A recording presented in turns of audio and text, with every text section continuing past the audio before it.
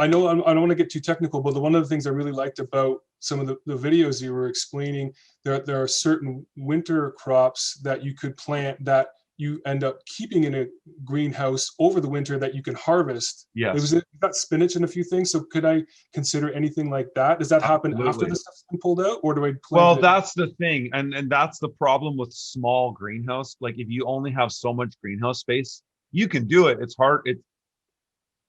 It just means that you need like you could seed, you could have that greenhouse full of did you buy any kale seeds?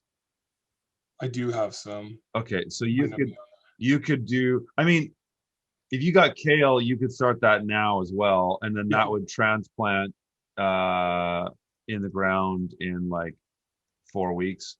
But then you could also start a fall crop again June 1st, transplant July 1st, and then that'll be overwintered. So that's going to be difficult in your greenhouse because your greenhouses are full of tomatoes and peppers and cucumbers. Yeah. So you can try interplanting, but it's a thing that's like, it's a little tricky. Experience really makes that easier. Like without experience. Sure. I mean, you could go and watch some videos I've done on it. Like I've showed how I interplant and cross over a summer crop, and then I get a winter crop established on the foliage. I trim all the bottoms of the tomato plant so that light comes in, and it is kind of, in a small greenhouse, it's a pain in the ass. It's difficult to do.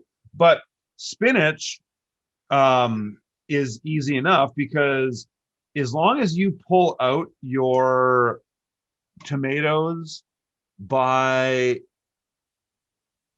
the end of September, you could clean up those beds, refertilize them, recompost them. You could plant that spinach in mid to late September, and then establish that going into winter, and then have something in there all winter. You could do that.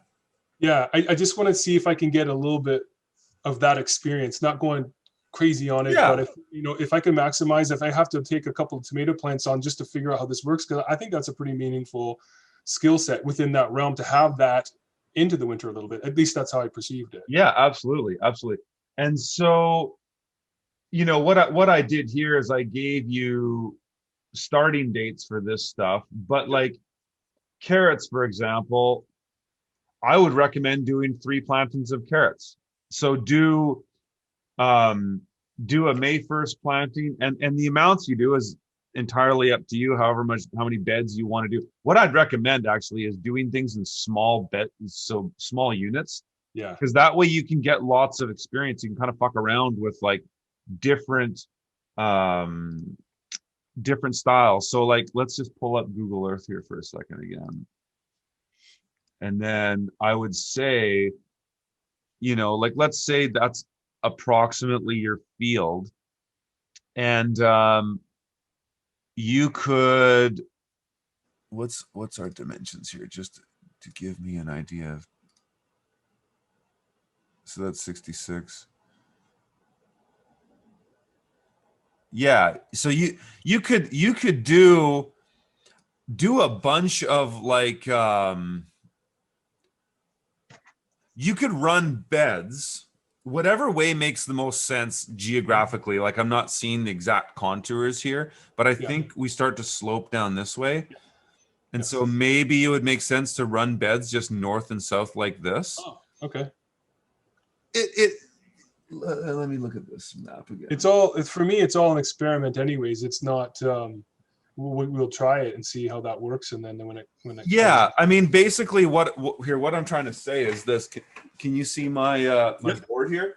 Yep. So, you've got this whatever shape thing. And so just to kind of mirror what we have here, here's that greenhouse. Mm-hmm. And then you've got this kind of plot it doesn't have to be this pattern, but it's kind of dictated by your slope and the areas that you're limited in. Yep.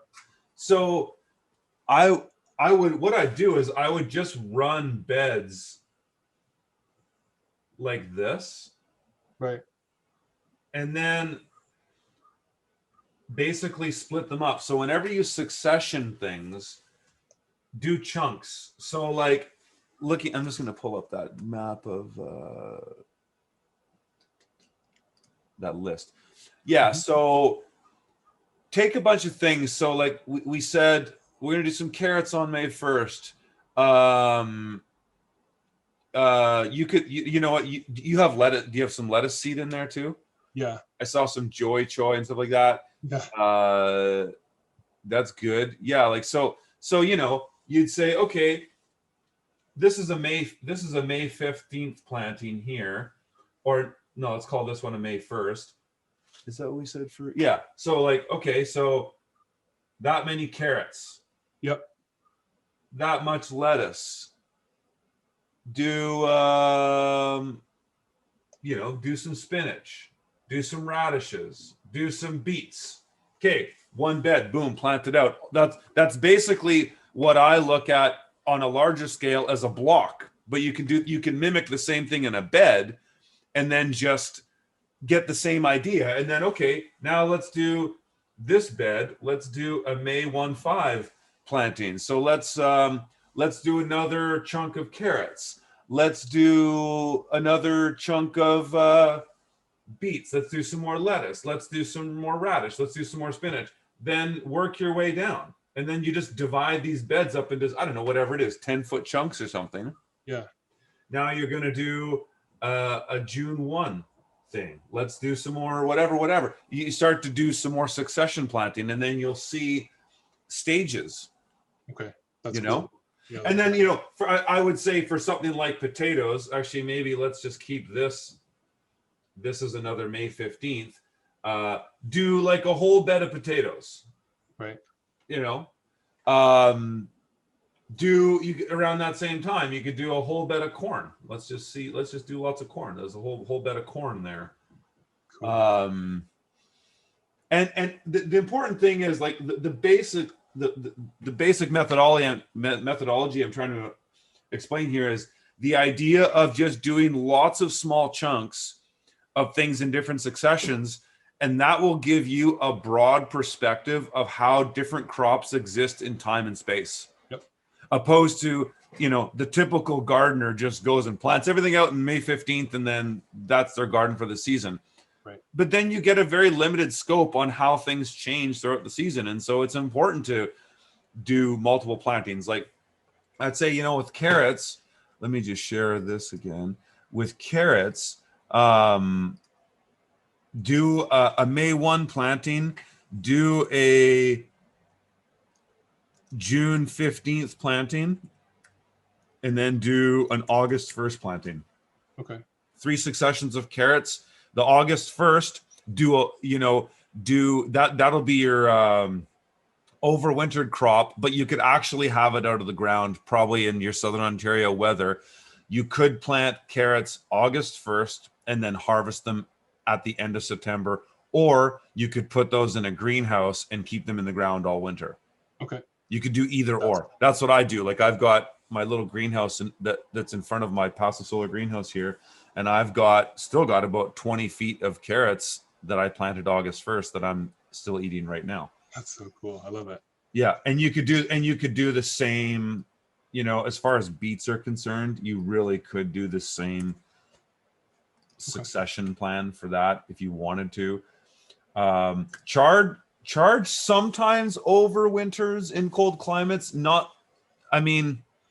What's your coldest temperature in Celsius there in the winter? Do you have any idea? Yeah, I mean, minus 20. Without the wind chill, minus 20 is up there on some of the coldest days. But what do you think it is on average? Minus 10 maybe? Yeah, like minus 10. Yeah, minus 10 probably. You know, you could keep some if you wanted to just have a sort of mix of things in that greenhouse in the winter. Mm-hmm. You could do that. Like, so I'm just going to do this. Swiss chard. I like to group these because they're totally different plant families, but kale and Swiss chard kind of can do the same thing as far as their dates to maturity and how they do over winter. Like you could do Swiss chard. You've got some in the spring, similar to this kale situation. But then you could also do this exact same thing with your chard. Okay. So you could do the same thing, you know, just to see how it goes. Do like, you know, 10 plants of each in that greenhouse going in the fall as well, and see how they survive over the winter. Yeah. So you could try that with beets too. Beets are the same plant family as Swiss chard. So whatever you can do with Swiss chard, you can also do with beets. In a really layman's simple way of explaining it, but that's what you can do. So you could have beets in that greenhouse. So like, yeah, in that greenhouse, if you wanted to mess around and have some stuff there in the winter, I would say beets, carrots, Swiss chard, kale, and spinach. Those would be, spinach would definitely survive. The rest and kale most likely. The chard and the beets, we'll see. I don't. Ontario is a little bit different than here, but you get more sun, so it might actually do better than I have. Okay.